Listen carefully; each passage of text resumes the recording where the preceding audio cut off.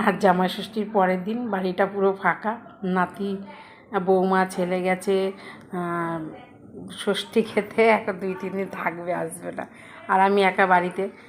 একটু সকালবেলা একটু দেরি করেই রান্নাবান্না বসেছি, যেহেতু ছোটো ছেলেও কাজে যায়নি।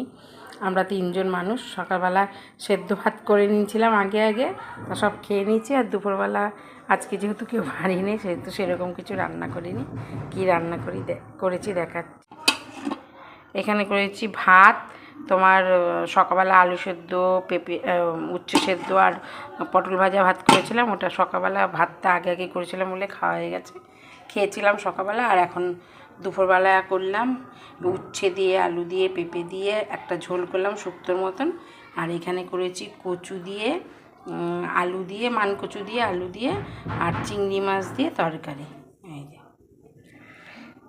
আটা করে করেছি। আজকের মতন এই পর্যন্ত।